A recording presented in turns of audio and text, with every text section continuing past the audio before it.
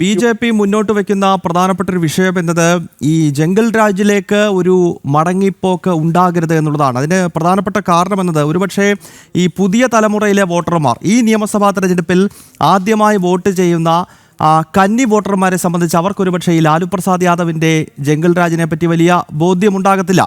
പക്ഷേ പ്രധാനമന്ത്രി നരേന്ദ്രമോദി ആകട്ടെ, കേന്ദ്ര ആഭ്യന്തരമന്ത്രി അമിത്ഷാ ആകട്ടെ, മുഖ്യമന്ത്രി നിതീഷ് കുമാർ ആകട്ടെ, ഇവരെല്ലാം പറഞ്ഞത് ഏതാണ്ട് 90കളുടെ ആദ്യം മുതൽ 2005 വരെ ഉണ്ടായിരുന്ന ആ കാട്ടുഭരണ കാലഘട്ടത്തെ എന്തായിരുന്നു ബീഹാർ, അവിടെ സ്ത്രീകൾക്ക് ഇറങ്ങി നടക്കാൻ പറ്റാത്ത, ഇരുട്ട് വീണ് കഴിഞ്ഞാൽ മനുഷ്യൻ പുറത്തേക്കിറങ്ങാൻ ഭയപ്പെടുന്ന ഒരു ബീഹാർ ഉണ്ടായിരുന്നു. ക്രിമിനലുകൾ നാടുവാണിരുന്ന, പോലീസിൽ തന്നെ കൊടും ക്രിമിനലുകൾ കുത്തിത്തിരികപ്പെട്ടിരുന്ന, ഒരു കുടുംബാധിപത്യത്തിൻ്റെ എല്ലാ അർത്ഥത്തിലും ദുഷിച്ച ഭരണം സമ്മാനിച്ച ആ കറുത്ത നാളുകളിലേക്ക്, ഇരുണ്ട നാളുകളിലേക്ക് മടങ്ങിപ്പോകരുത് എന്ന സന്ദേശമാണല്ലോ BJP അവരുടെ പ്രചരണങ്ങളിലെല്ലാം ഉയർത്തിയത്. ഇന്ത്യ സഖ്യമാകട്ടെ ഒരു തിരിച്ചുവരവിന് വേണ്ടിയുള്ള എല്ലാ അർത്ഥത്തിലും രാഷ്ട്രീയത്തിൽ കളിക്കാവുന്ന കളികൾ മുഴുവൻ കഴിഞ്ഞ ദിവസം നമ്മൾ കണ്ടതാണ്. രാഹുൽ ഗാന്ധി വള്ളത്തിൽ നിന്നെടുത്ത് വെള്ളത്തിൽ ചാടുന്നു, അത്തരം നാടകങ്ങളെല്ലാം കളിക്കുന്നു. അപ്പോൾ ഈ ആദ്യഘട്ട തെരഞ്ഞെടുപ്പിലേക്ക്, ഈ പോളിംഗ് ബൂത്തിലേക്ക് ബീഹാറിലെ ജനങ്ങൾ നടന്നു കയറുമ്പോൾ ഈ പ്രചരണ ഘട്ടത്തിൽ മേധാവിത്വം നേടിയത് ആരാണ് ജിഷ്ണു?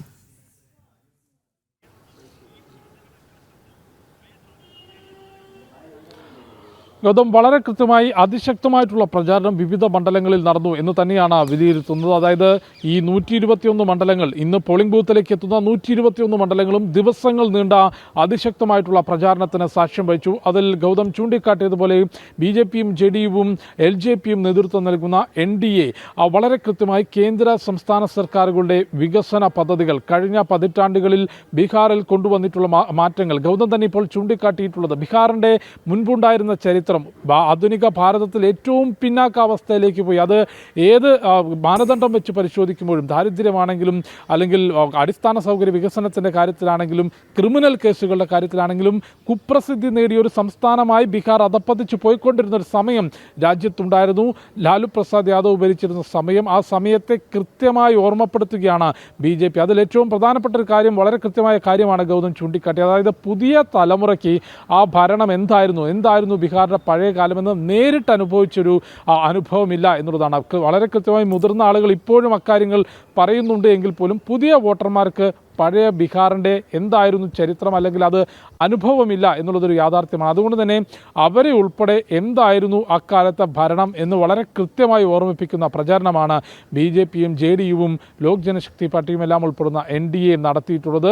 അതായത് കേന്ദ്ര സംസ്ഥാന സർക്കാരുകളുടെ വികസന പദ്ധതികൾ, കഴിഞ്ഞ 2 പതിറ്റാണ്ടിനുള്ളിൽ ബീഹാറിൽ കൊണ്ടുവന്നിട്ടുള്ള മാറ്റങ്ങൾ, ക്രമസമാധാന നിലയിൽ വരുത്തിയിട്ടുള്ള പുരോഗതി, അതോടൊപ്പം തന്നെ ആ 2 പതിറ്റാണ്ട് മുൻപ് ഏകദേശം 1990 മുതൽ 2005 വരെ എന്തായിരുന്നു ബീഹാറിൽ അരങ്ങേറിയിട്ടുള്ള ഗുണ്ടാരാജ് എന്ന് വളരെ കൃത്യമായി ജനങ്ങളെ ഓർമ്മിപ്പിക്കാൻ BJPക്കും NDA സഖ്യത്തിനും സാധിച്ചു. അതോടൊപ്പം തന്നെ കഴിഞ്ഞ 2 പതിറ്റാണ്ട് ഇരിക്കുന്ന മുഖ്യമന്ത്രി നിതീഷ് കുമാറിനെതിരെയുള്ള ജനവിരുദ്ധ വികാരം മുതലെടുത്തുകൊണ്ട് ഏതെങ്കിലും തരത്തിൽ തിരിച്ചു വരാൻ സാധിക്കുമോ എന്നുള്ളതാണ് തേജസ്വി യാദവും RJDയും നടത്തിയിട്ടുള്ളത്. അതിൽ തന്നെ വിലയിരുത്താവുന്നത്, ഇപ്പോൾ ആദ്യഘട്ടത്തിൽ വോട്ടെടുപ്പ് നടക്കുന്ന മണ്ഡലങ്ങളിൽ 121-ൽ 61 നിലവിൽ ഇന്ത്യ സഖ്യത്തിന് കൈവശമുള്ള അവരുടെ സിറ്റിംഗ് സീറ്റുകളാണ്. അതിൽ മെജോറിറ്റിയും RJDയുടെ സിറ്റിംഗ് സീറ്റുകളാണ്. അതുകൊണ്ട് ഒന്നാം ഘട്ടം എന്നുള്ളത് തേജസ്വി യാദവിനെ സംബന്ധിച്ചും RJDയെ സംബന്ധിച്ചും ശരിക്കും ഒരു അഗ്നിപരീക്ഷ തന്നെയാണ്. അവിടെ ആ വോട്ടുകളിൽ, ആ മണ്ഡലങ്ങളിൽ വിള്ളൽ വീഴ്ത്താൻ BJP NDA സഖ്യത്തിന് സാധിച്ചാൽ